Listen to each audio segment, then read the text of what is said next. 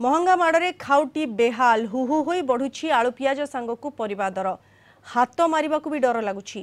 आलू किलो 35, पियाज किलो 45 रु 50, टमेटो किलो 80 रु 100, बीन्स 100, बैगण 60, पोटल और झुडंग 70, कलरा 80, फूलकोबी गोटे दाम रही 60 टंका जहाकु नहीं चिंतार ग्राहक कौन किणिबे केमिति खाइबे।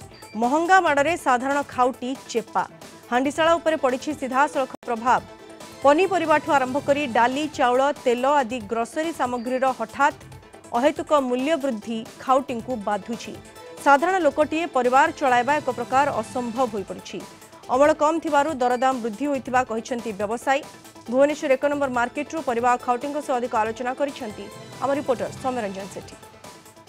तेल लुण संसार रे तेल लुणर दरदाम वृद्धि जहाँ बे खाउटी मानकु खूब बाधुछि। मुझे वर्तमान 1 नंबर मार्केट रे देखुथिबे 1 नंबर मार्केट रे वर्तमान आस्ते आस्ते दुकान खोलुछि एवं खाउटी मानकर भीड़ मध्य जमुछि।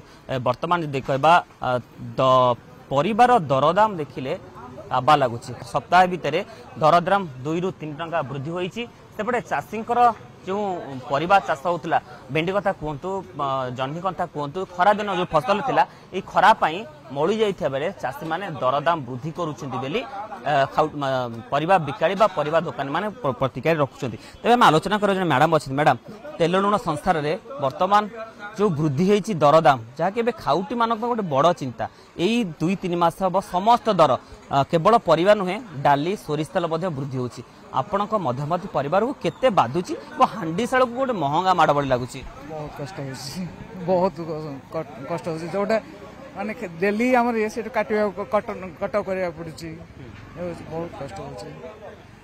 किंतु ये डाल ये 3 मास नहीं डाली तेल एटा तो सब आगुर थिला वर्तमान किंतु परिया बहुत दाम होछि। बैगण 60 टका किलो हला, टमाटो 60-70 टका किलो, अन्य जिन सब तक महंगा और जोटा कि आमे 15 दिन पूर्व यार अधा रेट रे पाउथलु ए डबल हो जाई बाधियो डेफिनेटली।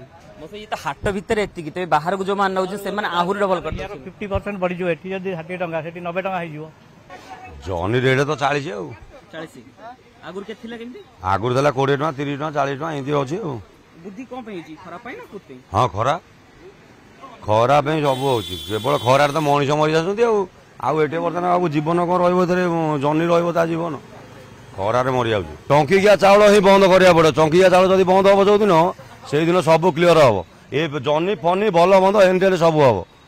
टंकिया चाउल बंद নহला पर्यंत किछि हो पारिबनी। ए सरकार जेते दो टंकिया चाउल लोक खाइ पिकी निचे गिवा तो मारिक बोलदेवे। एटा गोटे पॉइंट एटा रखिदब। एपटे जह्नी 40 टंका रही। भेंडी यदि कहबा 60 रु 70 भितर रोची। सहित आलू 3 किलो को 100 टंका बेले प्याज 45 रु 50 टंका रेट रोची। तेबे ये जो रेट वृद्धि निश्चित भाव गोटे हांडीशाल को महंगा माड़ सहित गोटे पुरुषर पकेट को खूब बाधुची। भुवनेश्वर कैंपस सब्यसाची सौम्यरंजन का रिपोर्ट, कलिंग टीवी।